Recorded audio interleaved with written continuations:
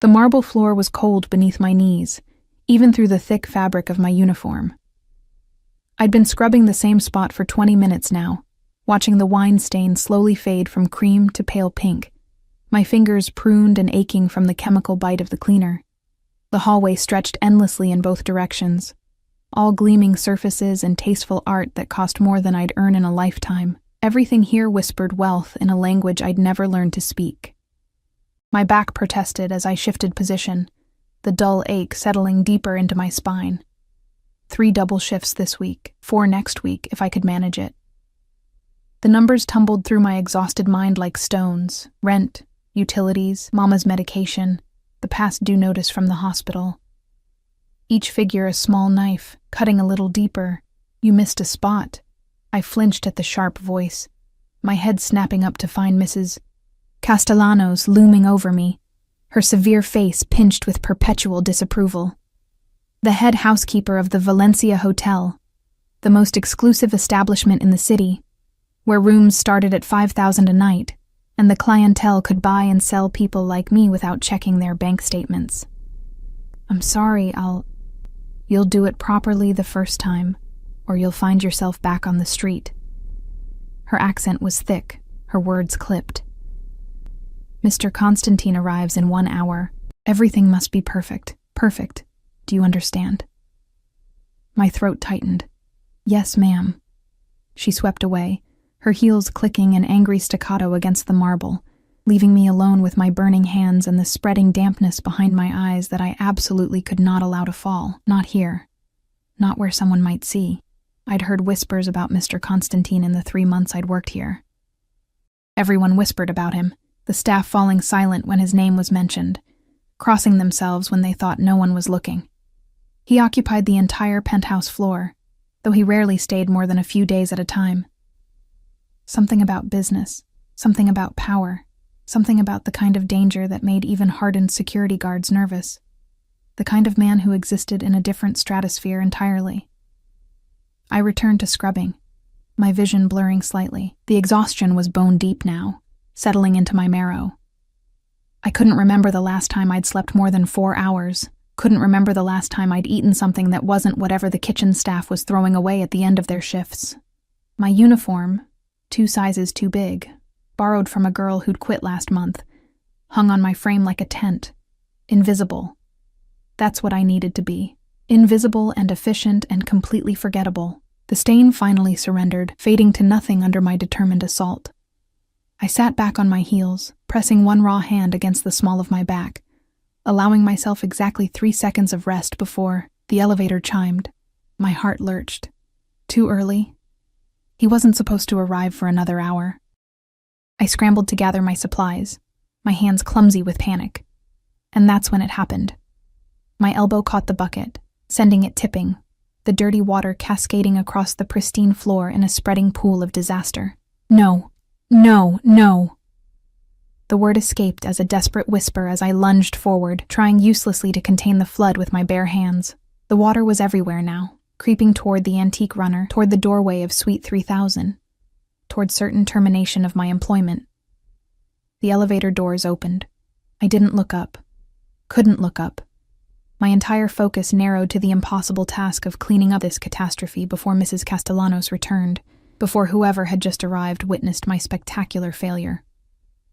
My hands moved frantically, squeezing water back into the bucket with my cleaning rags, my breath coming in short, panicked gasps. Footsteps approached. Not the sharp click of heels, but something heavier, more deliberate. Expensive shoes. I could tell by the sound alone. Multiple sets of footsteps, actually, moving in formation. They stopped. I could feel eyes on me, assessing, judging. Heat crawled up my neck, flooding my face. This was it. This was how I'd lose the job I desperately needed. The job that barely kept us afloat, but was all that stood between us and complete destitution. I'm so sorry, I managed, the words tumbling out in a rush. I'll have this cleaned immediately. Look at me.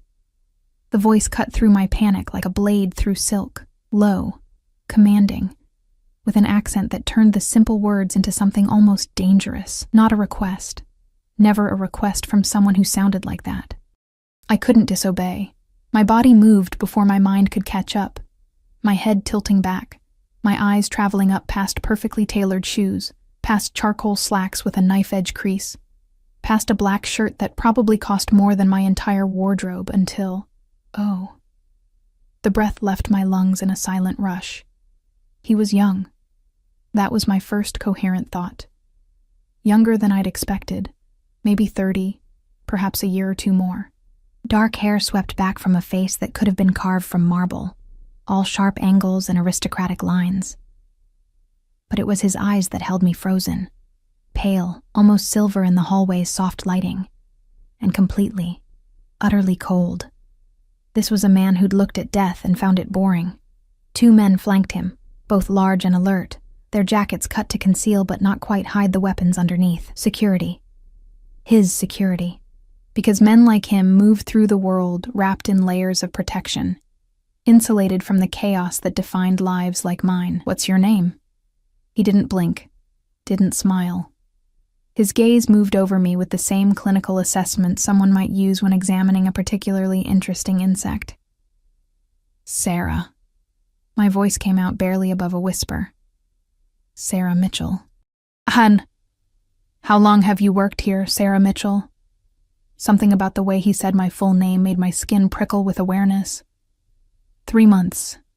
And in 3 months, has anyone taught you the proper way to clean a floor? His tone was mild, almost conversational, but I caught the steel underneath. The implicit threat. Tears burned behind my eyes.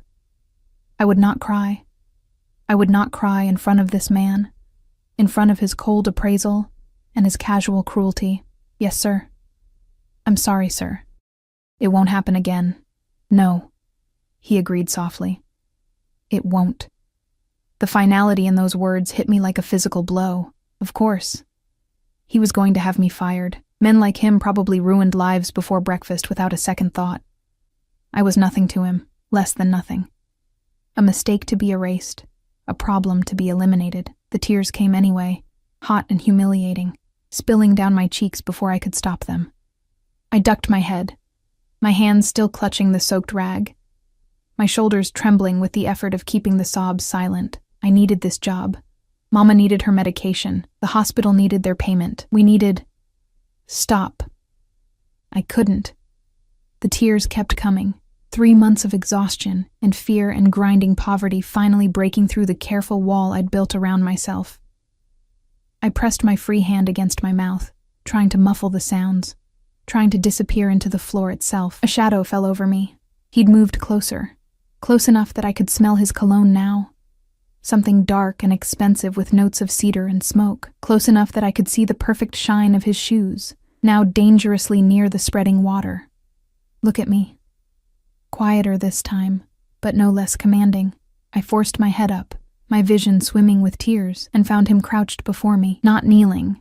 Men like him didn't kneel, but lowered to my level, those pale eyes fixed on my face with an intensity that made my breath catch. "Why are you crying?"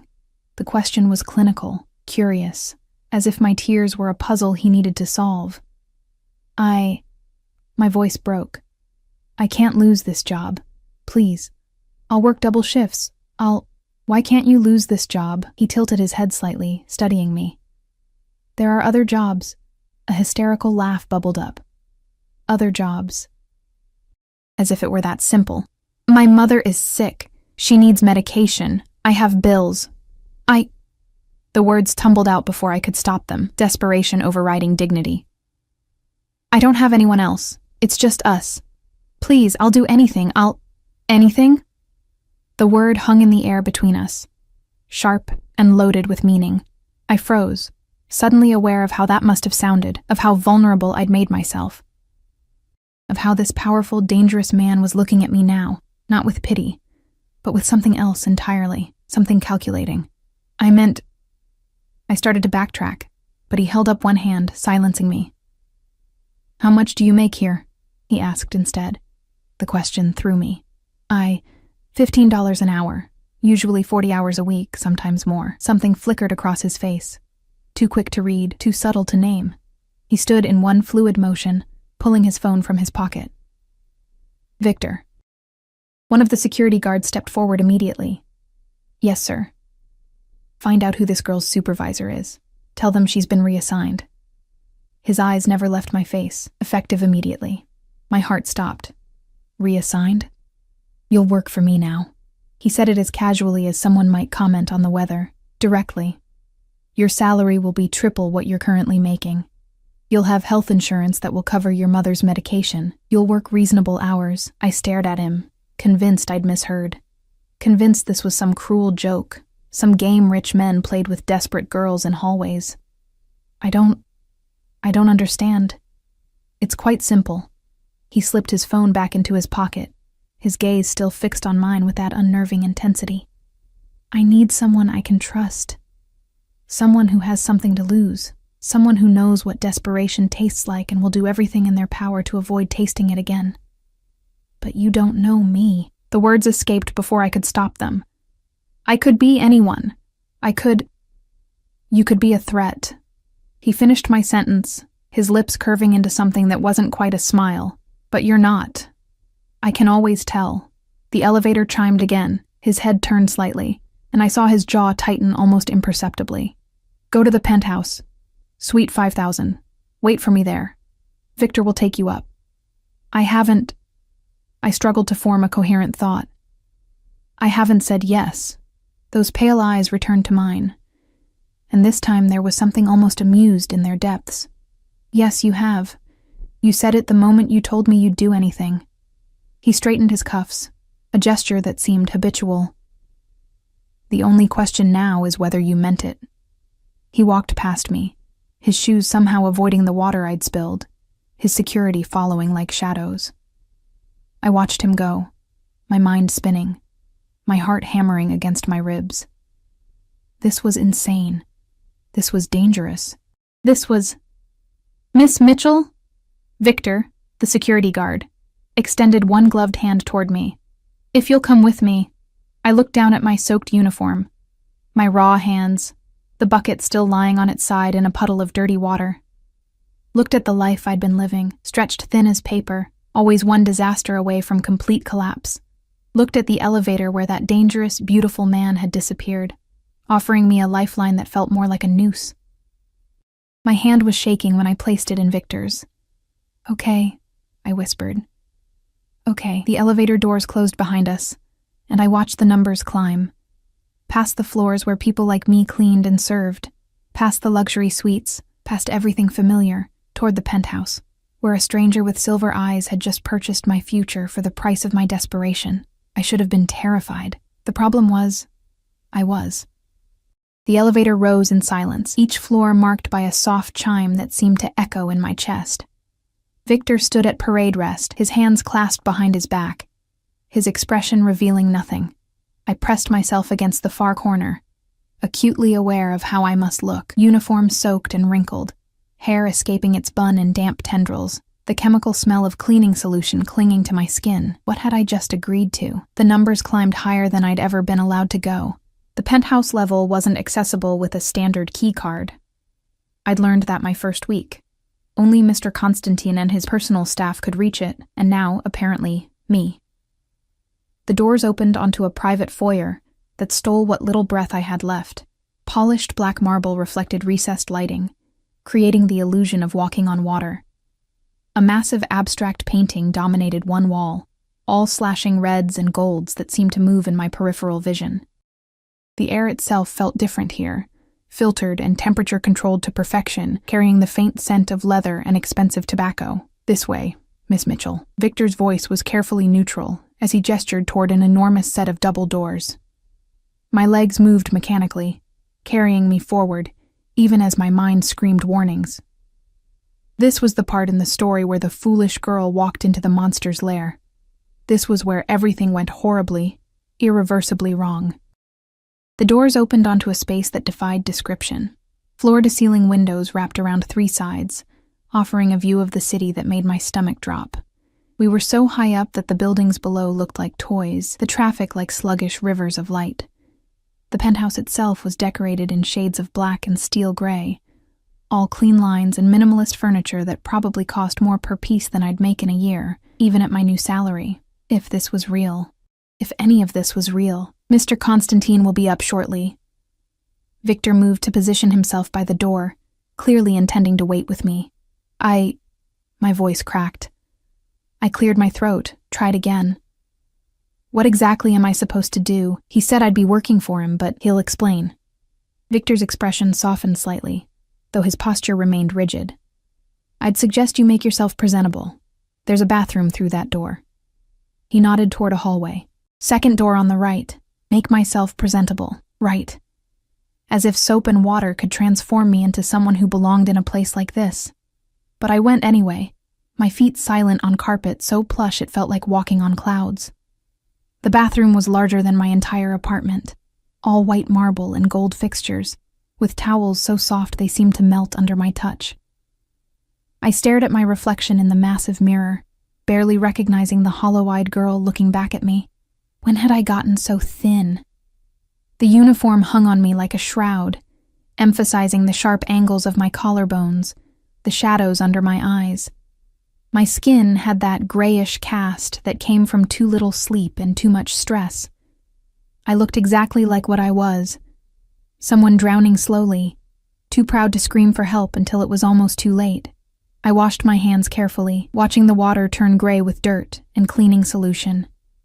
Splashed cold water on my face, removing the tear tracks, tried to tame my hair back into something resembling order. It was futile. I'd never look like I belonged here, but at least I looked slightly less like something the cat dragged in. When I emerged, Victor was speaking quietly into his phone. He ended the call as I approached. Mr. Constantine is delayed. He asks that you wait. How long? Unknown. Victor's expression was carefully blank. Would you like something to drink? Water? Coffee? Water would be... My stomach growled, loud and mortifying in the quiet space. I hadn't eaten since yesterday morning, I realized. A protein bar someone had left in the staff room, gone stale but still edible. Victor's eyes flickered with something that might have been sympathy. I'll have food brought up. No, that's not... It wasn't a question, Miss Mitchell. He was already speaking into his phone again, rapid-fire Russian that I couldn't understand but that somehow sounded both respectful and commanding. 10 minutes later, I found myself seated at the kitchen island, black granite, gleaming appliances that looked like they'd never been used, facing a spread of food that made my eyes sting with fresh tears. Sandwiches cut into precise triangles, a bowl of fruit that glistened like jewels, cookies that smelled like heaven, a pitcher of ice water beaded with condensation. Eat, Victor said simply, then returned to his post by the door. I wanted to resist, wanted to maintain some shred of dignity, some illusion that I wasn't completely desperate. But my body betrayed me, my hand reaching for a sandwich before my mind could overrule it. The first bite was revelation: real turkey, crisp lettuce, some kind of aioli that burst across my tongue with flavor I'd almost forgotten existed. I ate slowly, trying to maintain some semblance of manners even though every instinct screamed at me to shove the food in my mouth as fast as possible. Ate until my stomach protested, unaccustomed to being full. Drank water until the persistent headache that had been my companion for weeks finally began to fade. Thank you, I said quietly. And Victor nodded once. The sun was setting beyond the windows, painting the sky in shades of amber and blood. I watched the city transform, lights beginning to glitter like captured stars, and tried to process what had happened. A few hours ago, I'd been invisible, just another body in a uniform, scrubbing floors and swallowing humiliation with every breath. Now I was in a penthouse that probably cost more per night than I made in 6 months, eating food I couldn't have afforded in my wildest dreams, waiting for a dangerous man who'd offered me salvation with strings I couldn't yet see. There were always strings, always a price. The question was whether I could afford to pay it. The elevator chimed. Victor straightened imperceptibly, his hand moving toward his jacket in a gesture that was pure instinct. The doors opened, and he was there. Mr. Constantine, flanked by 2 different security guards, his expression carved from ice. But there was something else now, something I hadn't noticed in the hallway. Blood. Not much. Just a few drops on his shirt cuff, dark against the black fabric. His knuckles were slightly red, the skin abraded. He'd hurt someone, recently. Out, he said simply, and his security guards retreated to the elevator without question. Victor hesitated for a fraction of a second. I saw the conflict in his eyes, but then he too withdrew, leaving me alone with this man who wore violence like cologne. The silence stretched, broken only by the soft hum of climate control and my racing heartbeat. He moved to the bar, poured himself 2 fingers of something amber, drank it in one smooth motion, poured another. Only then did he turn to face me fully. "You ate." Not a question, an observation. Victor said, "Good." He cut me off, moving closer. "When was the last time you had a proper meal?" I didn't want to answer, didn't want to give him any more weapons to use against me, but his eyes demanded truth, and I found myself helpless against that demand. 2 days ago. The kitchen staff sometimes 2 days. He repeated the words like they tasted foul. "And your mother's medication. I had to choose between the full dose and food." The admission burned. "I've been splitting her pills, stretching them." Something dangerous flickered across his face. "That could kill her. So could starvation." The words came out sharper than I'd intended, edged with the desperation I'd been holding back. "I'm doing the best I can. Your best is killing you both." He set his glass down with controlled precision. "That ends now. I don't understand what you want from me." My hands clenched in my lap. "You don't know me. Why would you—" "I told you. I need someone I can trust." "That doesn't make sense. Trust takes time. Trust takes—" "I have neither the time nor the patience for conventional relationship building, Sarah." My name in his mouth sounded like a caress and a threat simultaneously. "What I have is excellent instinct and the resources to act on it. You need help. I need someone in a very specific position. We can help each other." "What position?"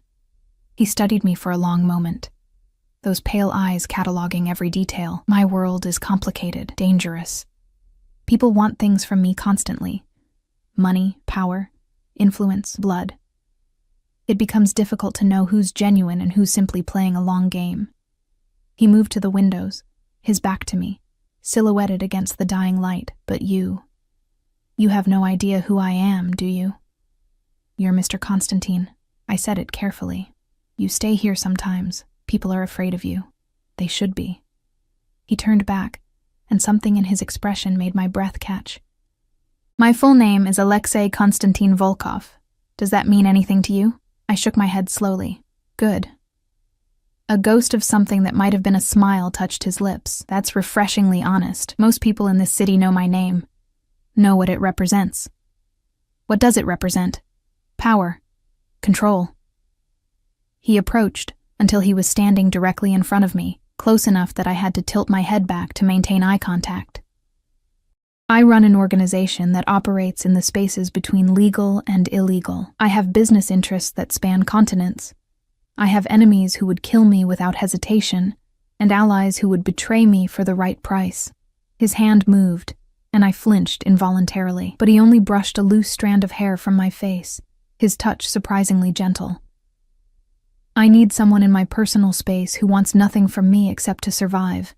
Someone whose loyalty can be bought with something as simple as a living wage and health care. Someone who hasn't been corrupted by this world yet. You want a maid." I tried to keep the disappointment from my voice. "You want someone to clean your penthouse and—" "No." The word was firm. "I want someone who will be here, who will see things, hear things, but who has no allegiance to any of my enemies. Someone I can talk to, who isn't trying to manipulate me or kill me or steal from me." His thumb traced my cheekbone, and I shivered despite myself. "I want someone real in a world of carefully constructed lies. I'm not—" I struggled to find words. "I'm nobody. I'm just—" "You're someone who's been invisible for so long you've forgotten you exist." His voice dropped lower. "I'm offering you visibility, Sarah. A salary of $45 an hour. Full health insurance that will cover your mother completely. An apartment in this building, smaller than this, but yours. Safety, security. All you have to do is be here when I need you to be here. Listen when I need to talk. Exist in my space without agenda." It sounded too good, too easy. "And if I say no, then Victor will escort you back to your life, and you'll never see me again." He withdrew his hand, creating distance. You'll continue splitting pills and skipping meals and working yourself to death. And in 6 months, maybe a year, you'll break. You'll lose your mother, your apartment, yourself. I've seen it happen 1,000 times. That's not fair. My voice trembled with anger now, with the fury of having my choices stripped away. You're manipulating me. Yes. He didn't deny it. I'm offering you a way out of hell, and you're calling it manipulation. Perhaps you're right. But the door is still open, Sarah. The question is whether you're brave enough, or desperate enough, to walk through it. I stood, my legs unsteady, and moved to the windows. The city sprawled below, indifferent to my crisis. Millions of people down there, all fighting their own battles, all trying to survive. How many of them would kill for this opportunity? How many would call me a fool for hesitating? What happens when you get bored? I asked, my breath fogging the glass. When the novelty wears off and you don't need your real person anymore? Then you'll have saved enough money to start over properly. You'll have experience, references, opportunities you never would have had otherwise. His reflection appeared in the window beside mine. I'm not offering you forever, Sarah. I'm offering you a chance. I closed my eyes, thinking of Mama in her hospital bed, her body ravaged by illness we couldn't afford to treat. Thinking of our apartment with its peeling paint and broken heater. Thinking of the future I'd resigned myself to. More floors to scrub, more humiliation to swallow, more of myself slowly eroding until there was nothing left. Okay, I whispered. Okay. When I opened my eyes, his reflection was smiling. A real smile this time, sharp and satisfied. Good. Victor will take you home tonight. Pack what you need. Tomorrow you move in. Tomorrow? The word came out strangled, but I have to give notice. I'll handle it. He was already moving toward his phone. Give me your mother's information, her doctor, her hospital, her medication list. I'll have everything arranged by morning. This was happening too fast. Everything was spinning out of control, and I was falling, and there was nothing to grab onto except him. This dangerous stranger who'd seen me crying on a floor and decided to rebuild my world. I gave him the information, my voice mechanical, and watched him make calls in that rapid Russian, his tone commanding and absolute. Watched him dismantle my life and reconstruct it with the same casual efficiency someone might use to rearrange furniture. When he finished, he looked at me with those pale, assessing eyes. Sleep here tonight. The guest room is through that hall, second door. Victor will bring your things tomorrow. I need to see my mother. I need to tell her. I'll take you myself. The offer surprised me. After you've rested, you look like you're about to collapse. I wanted to argue. Wanted to maintain some control over this situation, but exhaustion was crashing over me in waves now, the adrenaline finally fading, leaving only the bone-deep weariness I'd been carrying for months. Why are you being kind? The question slipped out. If you're as dangerous as everyone says, why... Kindness and danger aren't mutually exclusive, Sarah. He moved closer, crowding my space but not quite touching. I can be both. I am both. The question is which version of me you'll see. His hand came up, cupping my jaw, tilting my face toward his. Betray me, and you'll learn exactly how dangerous I can be. Serve me well, and you'll want for nothing. That sounds like a threat. It's a promise. His thumb brushed across my lower lip, and I felt that touch everywhere. Now, go to bed before you fall down. We have a lot to do tomorrow. He released me, and I fled. There was no other word for it. Down the hallway to the guest room. Only when the door was closed behind me did I allow myself to shake, to process what had just happened. I'd sold myself. Maybe not in the traditional sense, but I'd put myself completely in the power of a man I didn't know. A man who hurt people and wore blood like an accessory. A man whose touch made my skin burn, and whose eyes promised both salvation and damnation. The guest room was beautiful, all soft grays and whites, with a bed that looked like a cloud. I collapsed onto it fully clothed, too exhausted to even remove my shoes. Tomorrow, everything would change. Tomorrow, I'd step fully into this new life, this dangerous bargain. Tonight, for the first time in months, I fell asleep without crying. Morning came wrapped in confusion. For several long seconds, I couldn't remember where I was. The bed too soft, the sheets too smooth, the silence too complete. Then it crashed back. The hallway, the silver-eyed man, the impossible offer that hadn't been a dream. Sunlight poured through floor-to-ceiling windows I didn't remember leaving uncovered, painting everything gold. I sat up slowly, my body protesting. Every muscle ached from months of physical labor, but underneath that familiar pain was something new. The absence of the crushing anxiety that usually woke me gasping at dawn. A soft knock interrupted my thoughts. "Miss Mitchell?" Victor's voice, respectful but firm. "Mr. Volkov asks that you join him for breakfast." Mr. Volkov. Not Mr. Constantine. His real name, the one that carried weight, I still didn't fully understand. "Give me 5 minutes," I called back, my voice rough with sleep. The bathroom attached to the guest room offered luxuries I'd only seen in magazines. A rainfall shower, heated floors, products that smelled like they cost more than my weekly grocery budget used to be. I washed quickly, reluctantly putting back on yesterday's uniform since I had nothing else. My reflection showed someone who'd slept 8 uninterrupted hours for the first time in recent memory. The shadows under my eyes hadn't disappeared, but they'd faded slightly. Victor was waiting in the hallway, his expression neutral. This way. The penthouse looked different in daylight. Less intimidating, though no less expensive. He was seated at the dining table, dressed in dark slacks and a crisp white shirt, reading something on his tablet. The morning light caught in his dark hair, softening the harsh angles of his face just enough to remind me how young he actually was. How beautiful. The thought came unbidden, unwelcome. Beauty was dangerous in men like him. A lure, a distraction from the violence lurking underneath. "Sit." He gestured to the place across from him without looking up. I obeyed, my hands clasping in my lap. The table was set for 2, with more food than I could eat in a week. Pastries, fruit, eggs, toast, coffee that smelled like heaven. "Eat," he said, still focused on his tablet. "We have appointments today." "Appointments?" "Your mother's been transferred to Mercy General.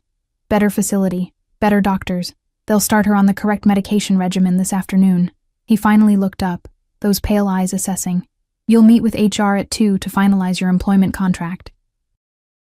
At 4, you'll see the apartment that's been prepared for you. At 6, we have dinner with business associates." My stomach tightened. "We?" "You'll accompany me." He said it like it was obvious, part of your duties. "I don't understand. You said you needed someone to be here, to listen, but I need someone whose presence doesn't come with complications." He set down his tablet, giving me his full attention. "In my world, everyone has an angle. Everyone wants something. If I bring a woman to dinner, people make assumptions, assume she's my mistress, or a potential wife, or a spy for a rival. It creates conversations I don't have time for." His lips curved slightly. "But if I bring my personal assistant, someone clearly in my employ, clearly not from my world, it simplifies things. So I'm, what, a prop? Your protection." The words were soft but serious. "For both of us. You protect me from unwanted speculation. I protect you from anyone who might seek to harm me through you. Who would want to harm you through me? I'm nobody. You became somebody the moment you entered my elevator yesterday." His gaze held mine, intense and unwavering. "The moment I showed you any interest at all, you became a target. People will watch you now, try to use you, try to get information from you, which is why you'll never leave this building without security, why Victor or someone like him will always be nearby, why you need to understand exactly what you've stepped into." The pastry I'd been reaching for suddenly looked unappetizing. "You're saying I'm in danger. I'm saying you're protected." He leaned back, studying me. "There's a difference. Danger implies vulnerability. You're not vulnerable anymore, Sarah. You're under my protection, which means anyone who touches you answers to me." Something dark flickered across his face. "And I'm not known for my mercy." The words should have frightened me. Maybe they did. But there was something else too, something that felt uncomfortably like relief. For the first time in years, someone powerful was standing between me and the world's casual cruelty. "What do I need to know?" I asked quietly. "For tonight. For this dinner." Don't speak unless spoken to. Don't accept drinks from anyone except the server. Stay within eyesight of Victor at all times. He paused. And if anyone asks you questions about me, about my business, my schedule, my associates, you know nothing. You're new. You're grateful for the job. You're not privy to my affairs. Can you do that? Yes. The word came easier than I'd expected. Good. He stood, buttoning his jacket in one smooth motion. Finish eating. Victor will take you to see your mother in an hour. I have business to attend to, but I'll see you at the apartment viewing. He was halfway to the elevator when I found my voice. Why me? He paused, his back to me. I told you. No, I stood, my hands gripping the edge of the table. You could have hired anyone, someone qualified, someone from your world who understands the rules. Why a maid you found crying in a hallway? The silence stretched so long I thought he wouldn't answer. Then he turned, and something in his expression made my breath catch. Because everyone in my world is playing a game, Sarah. Everyone has an agenda, a plan, a price at which they'll betray me. But you? He moved closer, each step deliberate. You weren't playing anything. You were just drowning, trying to survive. And when I offered you a lifeline, you didn't try to negotiate for more. You didn't see an opportunity to exploit. You just looked at me like I was insane for offering you basic human dignity. He stopped directly in front of me, close enough that I could smell his cologne again. Cedar and smoke and something darker. That kind of genuine desperation. That kind of raw honesty. It's rarer than you'd think in my world. Valuable, even. So, I'm valuable because I'm pathetic? The bitterness in my voice surprised me. You're valuable because you're real. His hand came up, fingers brushing my cheek in a gesture that was becoming familiar. Everyone else around me is a performance. But you? You don't know how to be anything except exactly what you are. That's useful to me. And when I learn to perform too, when I figure out the game, his smile was sharp enough to cut. Then I'll find another lost girl in a hallway. His thumb traced my jaw, but something tells me that won't happen. You're too stubborn to become someone you're not, even when it would benefit you. He left before I could respond, the elevator doors closing on his enigmatic expression. I stood there, my cheek still warm from his touch, trying to understand what had just happened. Victor cleared his throat softly from his position by the door. If you're ready, Miss Mitchell, we should go see your mother. Mercy General was everything the county hospital wasn't. Clean, quiet, with staff that smiled and made eye contact. Victor led me through corridors that smelled like lavender instead of antiseptic, past rooms with actual windows that let in natural light. Mama's new room was private, spacious, with a view of the garden courtyard. She was awake when I entered, propped up on pillows, looking more alert than I'd seen her in months. The color had returned to her cheeks. Her breathing came easier. Sarah? Her voice was stronger, clearer. Baby, what's going on? They moved me this morning, said everything's been taken care of, but nobody will explain. I crossed to her bedside, taking her hand carefully. The IV line was new, delivering medication we'd been rationing for weeks. It's okay, Mama.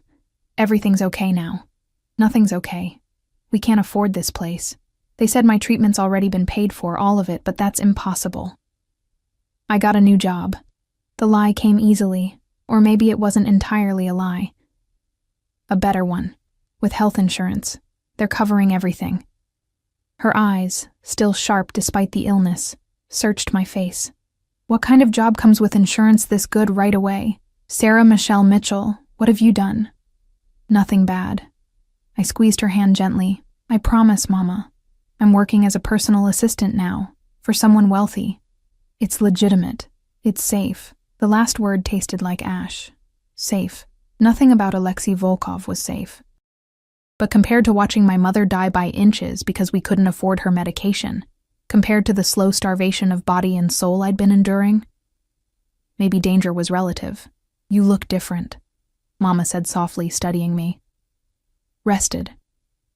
When's the last time you slept a full night? Last night. I managed a smile. In a real bed, with real pillows. It was amazing. Tell me about this job. Who is this person you're working for? I gave her the sanitized version. Wealthy businessman, Needed someone trustworthy, generous benefits. I left out the blood on his cuffs, the cold calculation in his eyes, the way his touch made my skin burn. Left out the part where I'd essentially sold myself into the service of a man everyone whispered about with fear in their voices. Victor waited in the doorway, his presence a constant reminder of my new reality. Other patients had visitors who came and went freely. I had an armed guard. We stayed for an hour. Mama's doctor came by, young, competent, actually taking time to explain her treatment plan instead of rushing through it. He spoke to me like I mattered, like my questions deserved thoughtful answers. The medication would take weeks to show full effect, he explained. But they were optimistic about her prognosis. Optimistic. When was the last time anyone had used that word about Mama's condition? I'll come back tomorrow, I promised, as a nurse arrived with afternoon medications. Same time. You better. Mama caught my hand, her grip surprisingly strong. And Sarah? Be careful with this new job. If something feels wrong, I will, Mama. I promise. Another lie. Or maybe a wish. Maybe if I said it enough times, it would become true. The apartment Victor showed me that afternoon was on the 20th floor. High enough for views, low enough that I didn't feel like I was floating in space. 1 bedroom, 1 bathroom, a kitchen with appliances that gleamed unused, a living area with furniture that looked comfortable and modern. It was the nicest place I'd ever lived. It was also clearly chosen for its proximity to the penthouse, only 5 floors down, easy to summon at a moment's notice. Mr. Volkov had it furnished yesterday, Victor explained. If there's anything you need, make a list. He wants you comfortable. It's perfect. I meant it. Compared to the shoebox apartment with its broken heater and perpetual smell of mildew, this was a palace. When can I move in?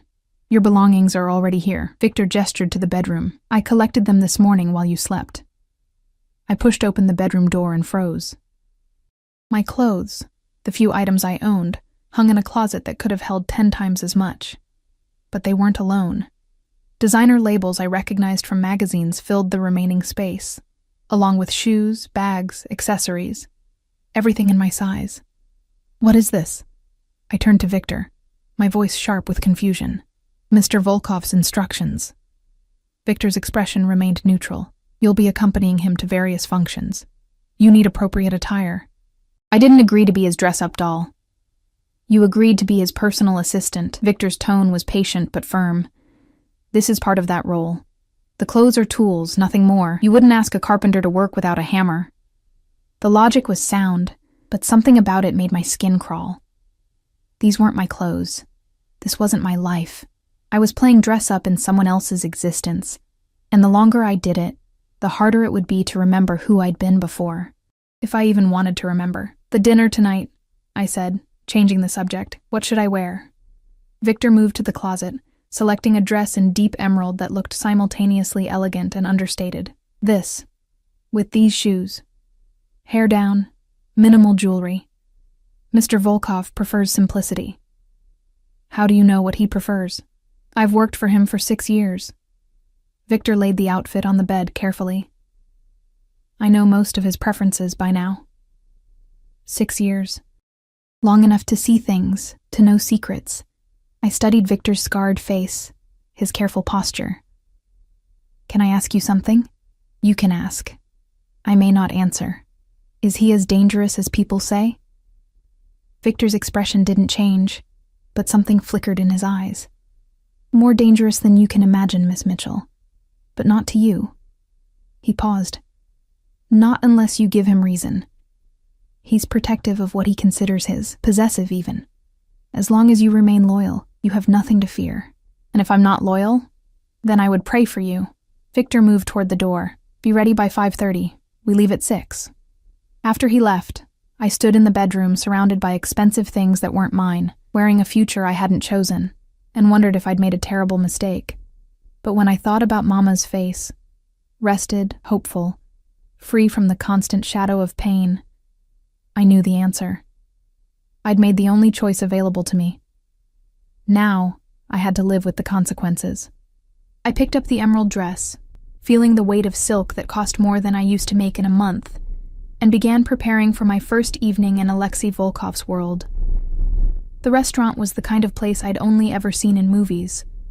All soft lighting and hushed conversations, where the prices weren't listed on the menu because if you had to ask, you couldn't afford to be there. Victor had driven us in a black SUV with windows so tinted, the world outside became shadows and suggestions. Alexei sat beside me in the back seat, his presence filling the space even though he barely moved. He'd appeared at my apartment door at exactly 6, his eyes traveling over me in a way that made my skin prickle with awareness. The emerald dress fit perfectly. Of course it did, hugging curves I'd almost forgotten I had beneath baggy uniforms. The heels made me taller but unsteady, like I was playing dress-up in someone else's life. "You'll do," he'd said finally, though something in his gaze suggested approval beyond those 2 words. Now we were here, and I was acutely aware of how out of place I felt. The other diners wore their wealth like second skin. Casual, comfortable, entitled to occupy space in rooms like this. I felt like an imposter, waiting for someone to point and expose me. "Stay close," Alexei murmured as we entered. His hand settled on the small of my back, warm through the thin silk. Possessive. "These people are sharks. They'll smell blood in the water if you show weakness." "Comforting," I muttered, and caught the ghost of a smile on his lips. The maitre d' greeted Alexei by name, his deference absolute. We were led to a private room in the back, more intimate, more isolated. 2 men already waited at the table, their conversation stopping the moment we entered. Both were older than Alexei, maybe mid-40s, wearing suits that screamed money and power.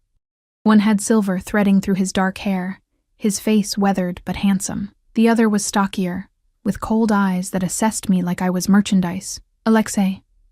The silver-haired man stood, extending his hand. "Good to see you." "Dmitri." Alexei's handshake was firm but brief. "This is Sarah Mitchell, my personal assistant." Those cold eyes locked onto me. Personal assistant. How modern. "Sarah, this is Dmitri Koslov and Victor Orlov." Alexei's hand never left my back. "Business associates." Associates. The word was deliberately vague, revealing nothing. I nodded politely, keeping my expression neutral the way Alexei had instructed. We sat, Alexei positioning me between himself and Victor. My Victor, I'd started thinking of him, though he wasn't mine at all. The bodyguard took up position against the wall, his eyes constantly scanning despite the private setting. "I didn't know you'd started hiring assistants," Dmitri said, his tone conversational but his eyes sharp. "Usually you prefer to handle things yourself. Things change." Alexei's voice was mild, but I caught the steel underneath. "I've been expanding operations. Having someone I trust to manage the details has become necessary." Trust. The stocky one, Victor Orlov, let the word hang. "That's an interesting word, considering we just met this young lady. Which is precisely why I trust her." Alexei's fingers brushed my arm, a gesture that looked casual but felt deliberate. "She has no connections to our world, no hidden agendas, no reason to betray me. Unlike some people." The temperature in the room dropped several degrees. I kept my eyes on the table, my heart hammering, suddenly understanding that I was witnessing something dangerous. This wasn't just dinner. This was a chess game, and I was a piece Alexei had just moved into play. "Careful, Alexei." Dmitri's smile didn't reach his eyes. "Accusations without proof are dangerous things." I made no accusations. Alexei leaned back, perfectly relaxed. Merely stated facts. Trust is rare in our line of work. When you find it, you protect it. His hand found mine under the table, his fingers interlacing with my own. The gesture shocked me. Intimate, possessive, completely unexpected. I froze, unsure how to respond. "How long has she been working for you?" Orlov asked, his gaze never leaving me. "Does it matter?" Alexei's thumb traced circles on my palm, his touch sending unwanted heat up my arm. "She's mine now. That's all anyone needs to know. Mine." The word resonated through me, carrying implications I wasn't ready to examine. The waiter arrived, breaking the tension. Orders were placed in low voices. I let Alexei choose for me, having no idea what half the items on the menu even were. Wine was poured, though I barely touched mine. I needed my wits sharp, needed to understand what was happening around me. "So, Sarah." Dmitri turned his attention to me fully, his smile predatory. "How does a personal assistant end up working for someone like Alexei?" I was fortunate. I kept my voice steady, remembering Alexei's instructions. He offered me an opportunity when I needed one. Fortunate. Dmitri repeated the word like it was amusing. "Yes, I suppose you are. Not many people get close to Alexei. He's notoriously private. I'm just an assistant." I met his eyes briefly before looking away. Submissive, unthreatening. I manage his schedule, handle correspondence. Nothing more. Nothing more. Orlov's smile was cruel. "Then you won't mind answering a few questions. For instance, where was Alexei last Tuesday evening? I don't discuss my employer's schedule." The response came automatically, and I felt Alexei's approval in the way his hand tightened on mine. "Loyal already?" Orlov's tone turned mocking. "How much is he paying you for that loyalty?" "That's enough." Alexei's voice cut through the room like a blade. "Sarah is here as my guest, not to be interrogated by you. If you have questions about my whereabouts, ask me directly instead of harassing someone who's done nothing to warrant your attention." The air crackled with tension. Victor shifted against the wall, his hand moving toward his jacket. The dynamic had changed, from tense dinner to potential violence in the space of seconds. "Peace, Alexei." Dmitri raised his hands, placating. Victor was out of line. "We're just curious. You've never brought anyone to these dinners before. It raises questions." "Then let me answer them clearly." Alexei released my hand, but only to wrap his arm around my shoulders, pulling me closer against his side. "Sarah is under my protection. Anyone who threatens her, questions her, or even looks at her wrong will answer to me personally. Are we clear?" Silence. Then Dmitri nodded slowly. "Crystal clear." The rest of dinner passed in stilted conversation about business I didn't understand. Shipments and territories, percentages and partnerships. I stayed quiet, hyper-aware of Alexei's proximity, the weight of his arm around me, the way he touched me casually throughout the meal, brushing hair from my face, refilling my water glass, his fingers trailing across my shoulder. It was a performance, I realized. He was marking territory, showing these dangerous men that I belonged to him, that touching me would mean war. It should have angered me, being used like a prop in his power games. Instead, I felt something else entirely. Safe. Protected. Claimed in a way that made my pulse race and my skin flush. When dessert arrived, something chocolate and decadent that I couldn't taste past the adrenaline, Dmitri leaned forward. "There's a matter we need to discuss, Alexei. About the shipment that went missing last month." "Not here." Alexei's voice was flat, and not in front of her. "She's your assistant. Surely she's privy to what I choose to share. Nothing more." Alexei stood, bringing me up with him. "We're done for tonight. Victor will be in touch about rescheduling."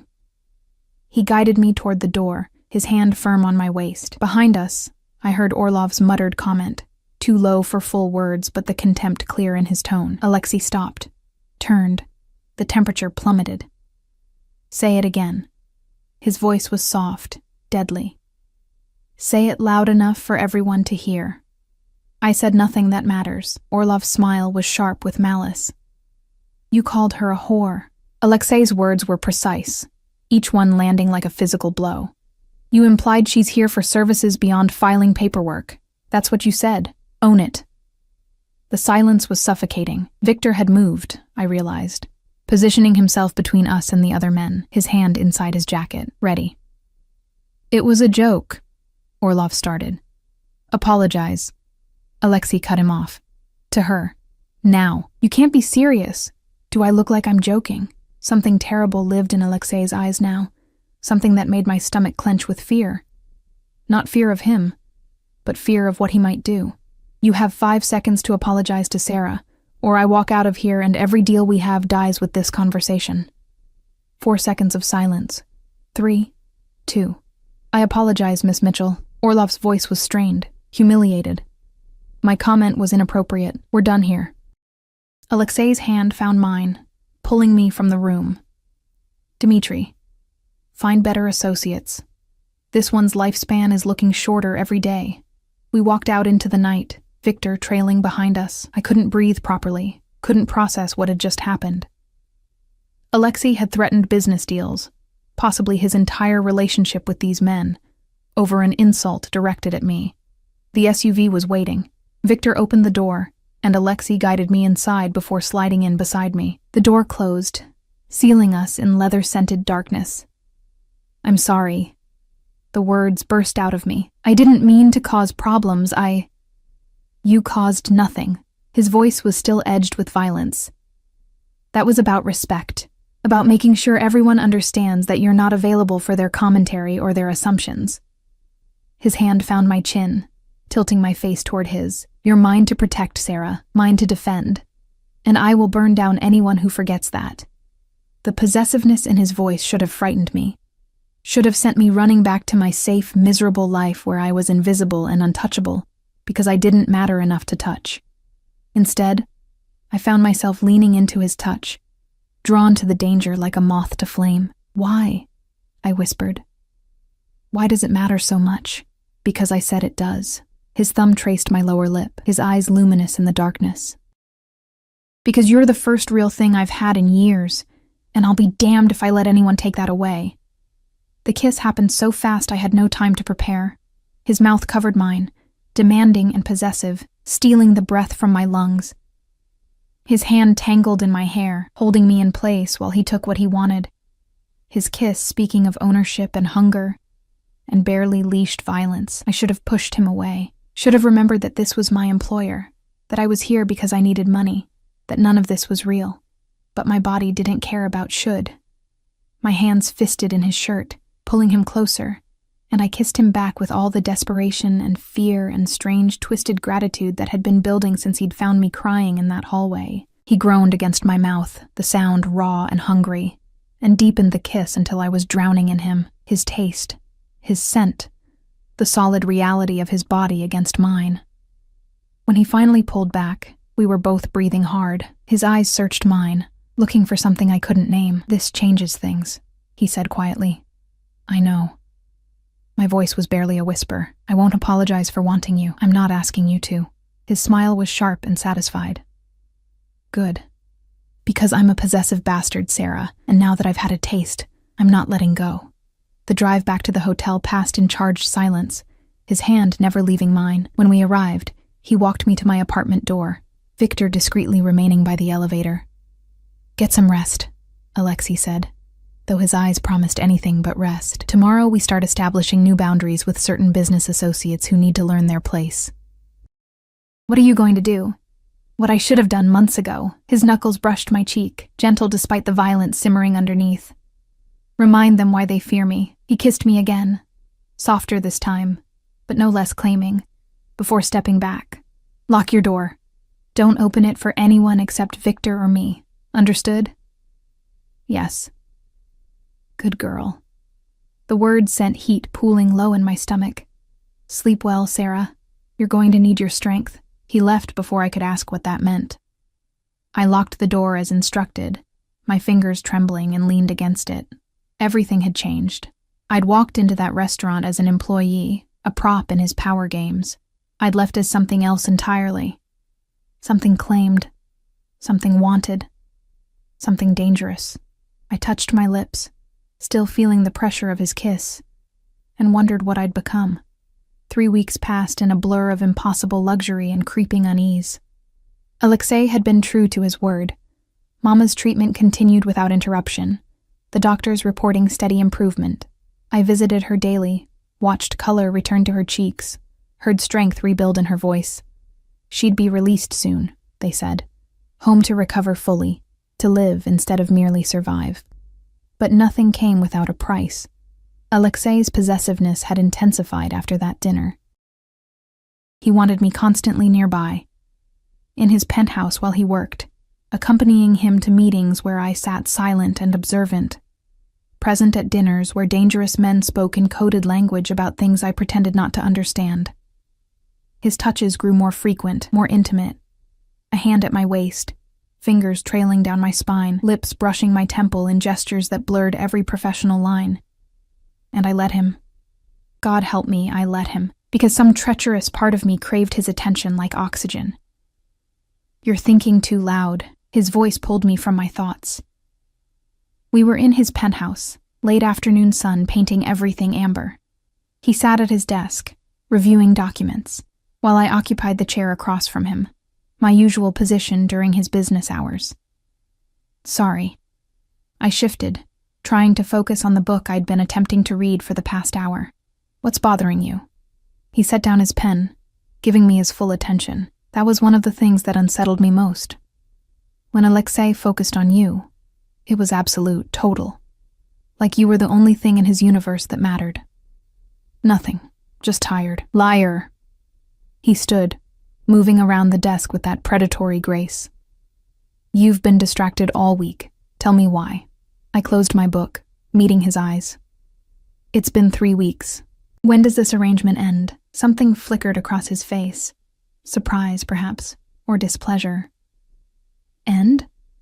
Why would it end when it's working perfectly?" "Because you said this wasn't forever. You said," I said I couldn't promise forever. He crouched in front of me, his hands settling on the chair's arms, caging me in. "That's different from wanting it to end. Do you want it to end, Sarah? Did I?" The question was more complicated than it should have been. This life, the safety, the luxury, the way he looked at me like I mattered. It was intoxicating. But it wasn't real. It was a fantasy built on his money and my desperation, and fantasies always ended badly. "I want to know what this is," I said quietly. "What I am to you. Employee? Companion? Something else?" His thumb traced my jawline, his touch impossibly gentle for someone capable of such violence. "You're mine. That's what you are. That's all that matters. That's not an answer. It's the only answer I have." His eyes searched mine, and for a moment I saw something raw beneath the carefully controlled surface. "I don't do relationships, Sarah.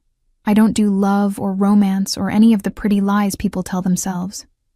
What I do is possession, obsession. I find something I want, and I keep it until what?" My heart hammered against my ribs. "Until you get bored? Until something shinier comes along? Until they betray me." His voice went cold. "That's the only thing that ends this. Disloyalty. Everything else I can forgive. But betrayal?" His fingers tightened on my jaw, just shy of painful. "That, I destroy." A knock interrupted us. Victor, his expression urgent. "Sir, we have a situation." Alexei's entire demeanor shifted, the tenderness evaporating like morning mist. "What kind of situation?" "Dmitry Koslov. He's downstairs demanding to see you. Says it's about the missing shipment." Something dangerous flickered in Alexei's eyes. "How many men?" "4 that we can see, possibly more in vehicles. Armed?" "Undoubtedly." Alexei stood, his hand moving to his waist where I knew he kept a gun tucked beneath his jacket. I'd seen it before. Sleek, black, deadly. "Take Sarah to the secure room. Lock her in. Don't open the door for anyone except me." "Wait." I grabbed his arm. "What's happening? What's going on?" "Business." He cupped my face, his kiss hard and possessive. "Stay with Victor. Do exactly what he says. I'll come for you when it's safe. Alexei." "Now, Victor." His voice was steel. Victor's hand closed around my arm, gentle but implacable. "Come, Miss Mitchell." I let him lead me down a hallway I'd never explored, through a hidden door that opened onto a small, windowless room. Panic room, I realized. Reinforced walls, emergency supplies, monitors showing various angles of the penthouse and building exterior. "Stay here." Victor's expression was grim. "No matter what you hear, stay here until Mr. Volkov comes for you." "Victor, what's happening? Who's Dmitry really?" "Someone who's been stealing from Mr. Volkov. Someone who made a mistake thinking he could get away with it." Victor's hand rested on his weapon. "And someone who's about to learn why people fear Alexei Volkov." The door sealed shut, locks engaging with heavy clicks. I was alone, staring at monitors that showed me pieces of a story I suddenly, desperately needed to understand. On screen, I watched Dmitry Koslov enter the penthouse with 3 men, all armed, all radiating violence. Watched Alexei greet them with perfect calm, pouring drinks like this was a social visit. Watched the conversation unfold in silent pantomime, tension ratcheting higher with each passing second. Then Dmitry said something that made Alexei's expression go cold as winter, set down his glass with deliberate care, and smiled, the kind of smile that promised death. What happened next was brutal and swift. Alexei moved like violence incarnate, his gun appearing in his hand with practiced ease. Dmitry's men reached for their weapons, but Alexei's security, men I'd seen but never registered, emerged from positions throughout the penthouse. The fight was over before it truly began. Dmitry's men disarmed and subdued within seconds. Only Dmitry remained standing, frozen, staring down the barrel of Alexei's gun. I couldn't hear what was said, but I watched Dmitry's face cycle through fear, rage, desperation. Watched him plead, argue, finally slump in defeat. Watched Alexei make a phone call, his expression carved from ice. 20 minutes later, men I didn't recognize arrived, efficient, professional, removing Dmitry and his crew like they were furniture being relocated, cleaning the penthouse of any evidence that violence had occurred, erasing the incident like it had never happened. This was Alexei's world. This was who he really was beneath the expensive suits and gentle touches. A man who eliminated problems with ruthless efficiency, who commanded an empire built on violence and fear. And I was in the middle of it, trapped in a gilded cage of my own making. The door opened. Alexei stood there, not a hair out of place, though I could see the adrenaline still burning in his eyes. "It's over." "What did you do?" My voice came out hoarse. "What did you do to him?" What needed to be done? He entered the room, and I instinctively backed up. He noticed, his expression darkening. "You're afraid of me now. I watched you." I gestured at the monitors. "I saw. You saw me protect what's mine." He moved closer, relentless. "Dmitry has been stealing from me for months, lying to my face while he bled my operations dry. Did you expect me to let that continue? To show mercy to someone who showed me none? I didn't know what I'd expected. I knew you were dangerous. Everyone told me. But seeing it is different from knowing it." He caught my arms, holding me in place when I would have retreated further. "This is who I am, Sarah. This is what you agreed to when you took my offer. You don't get to cherry-pick the parts you like and ignore the rest. I didn't agree to be involved in whatever just happened. You became involved the moment you entered my world." His grip tightened. "You think you can live in my space, take my money, accept my protection, and remain separate from what I do? That's not how this works." "Then how does it work?" I demanded, anger finally overriding fear. "You tell me, Alexei, because I'm trying to understand. You saved me, yes. You gave me everything I needed, yes. But what's the price? What am I really paying for all this?" "Your loyalty." His eyes blazed with intensity. "Your presence, your honesty in a world of lies. That's all I've ever asked for." "That's not all." The words burst out. "You kiss me, you touch me, you look at me like you want to consume me whole. You tell everyone I'm yours, but you won't say what that means. You want my loyalty, but you won't give me truth. That's not fair, Alexei. That's not..." He kissed me, cutting off the flow of words, kissed me like he was drowning and I was air, his hands fisting in my hair, his body pressing mine against the wall. The kiss was desperate, almost violent, tasting of possession and need, and something that felt dangerously close to panic. When he pulled back, we were both shaking. "You want truth?" His voice was ragged. "Here's truth. I'm obsessed with you. From the moment I saw you crying in that hallway, something in me recognized something in you. You were broken in all the ways I understand, desperate in ways I remember being once. And when you looked at me, not with fear or calculation, but with simple, honest need, I was lost." His forehead pressed against mine, his breath warm on my lips. "I don't know how to do this gently, Sarah. I don't know how to want something without consuming it. I'm possessive and jealous, and I will destroy anyone who tries to take you from me. That's the truth. That's what you're dealing with. And what am I to you? I whispered. Really? Everything. The word was raw, honest in a way that made my heart stutter. You're everything I shouldn't want, and the only thing I can't give up. You're the conscience I lost years ago, and the future I didn't know I wanted. You're mine, Sarah, in every way that matters. I'm not a possession. No. His hand cupped my face, thumb brushing away tears I hadn't realized were falling. You're so much more than that. You're the only person in my world who sees me, really sees me, and doesn't run. The only one whose presence doesn't come with expectations or agendas. You're real in a way nothing else is. I'm scared, I admitted. Of you, of this, of what I'm becoming. Good. His smile was sharp and sad. Fear keeps you smart, keeps you cautious, but don't let it keep you from this. He kissed me again, softer now. From us. There is no us. You said you don't do relationships. I don't. His eyes held mine, vulnerable in a way I'd never seen. But I'll try. For you. I'll try to be something other than the monster everyone thinks I am. The promise hung between us, fragile and impossible. He was offering me something, not forever maybe, but a chance. A choice to step fully into his world, knowing what it meant, knowing who he was. The smart choice would be to walk away, to take what he'd given me, Mama's health, enough savings to start over, and disappear before I got in any deeper. But smart choices had never been my specialty. Okay, I whispered. Okay. His kiss was different this time, tender, almost reverent. I won't let anything happen to you. You understand that? You're under my protection, my obsession. Anyone who threatens you will answer to me. Even you? I asked. If you're the threat? Especially me. His smile was crooked, almost boyish. Though I'd appreciate it if you'd at least try to keep me honest. I can do that.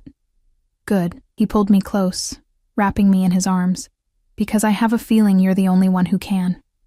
6 months later, I stood in Mama's new apartment, paid for by Alexei, furnished to her tastes, in a safe neighborhood with good hospitals nearby. She'd recovered fully. The illness that had nearly killed her now just a bad memory. She'd started painting again, her canvases bright with colors I'd forgotten she loved.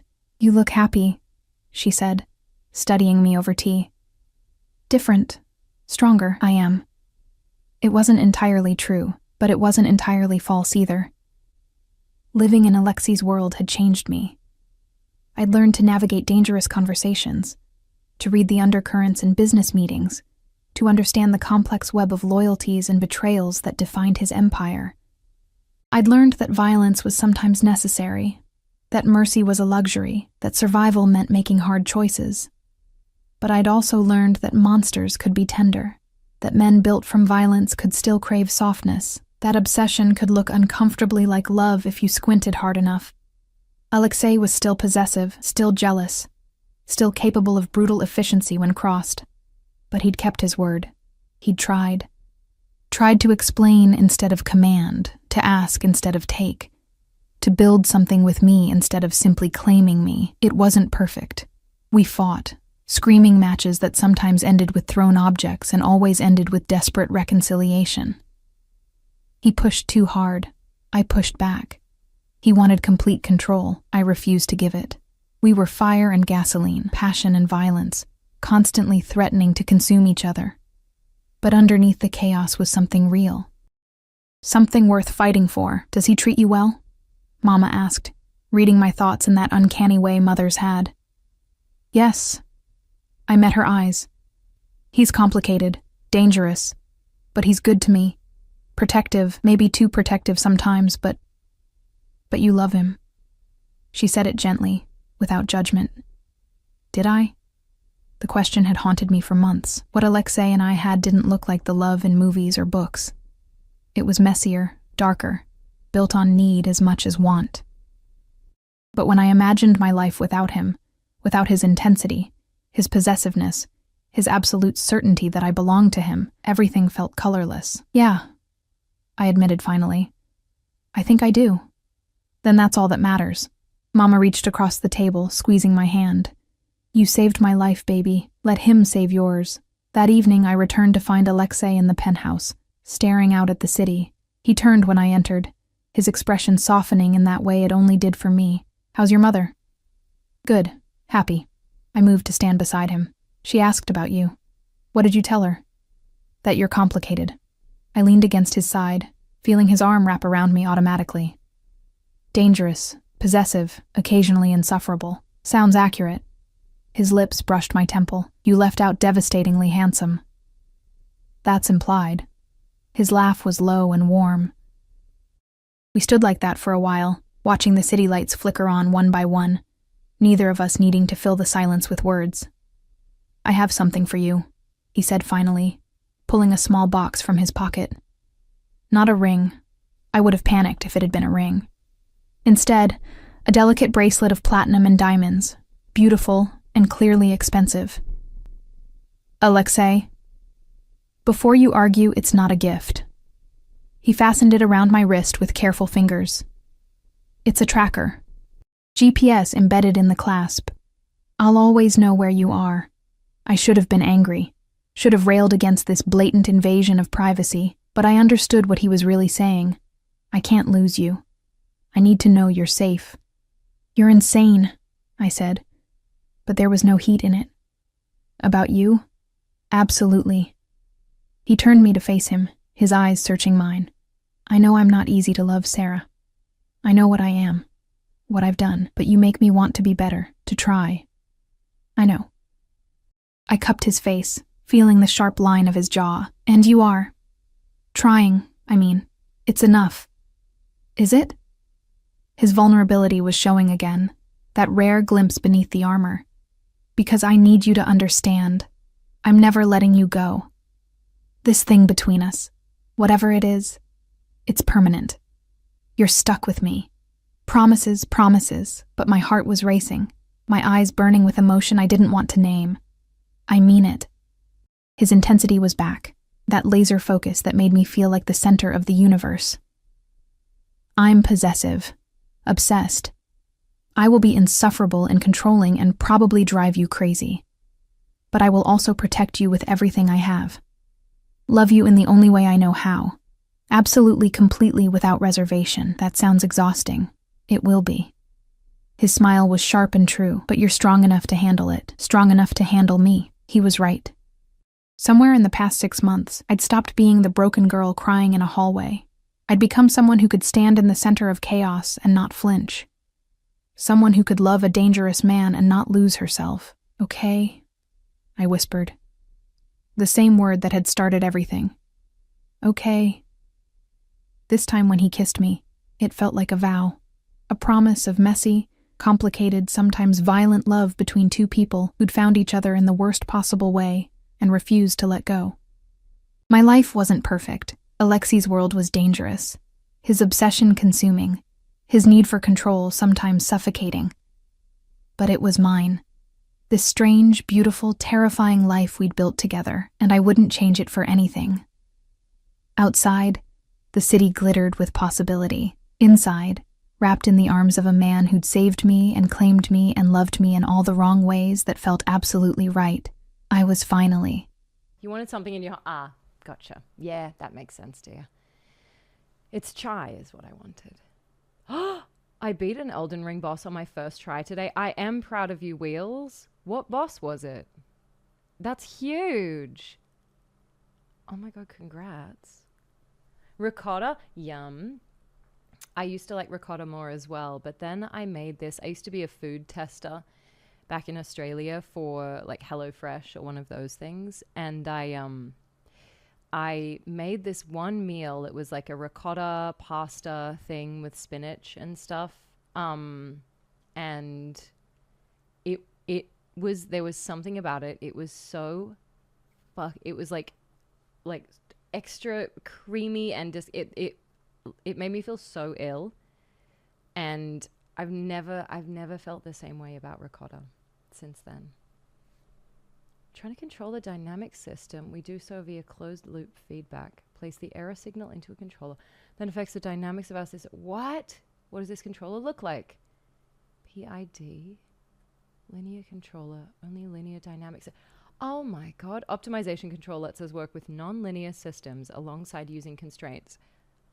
That is wild. I understand almost none of that, but fucking stoked for you because you clearly do. I have something to show and tell you. Cryptid, please. Please. What is it? Trying to sculpt a peen out of the wax. It's actually way harder than I thought. Nice. I love this, and you know I need to see it. Godskin duo. You fucking first-timed Godskin duo? That is crazy. I know that sentence out of context sounds absolutely wretched, but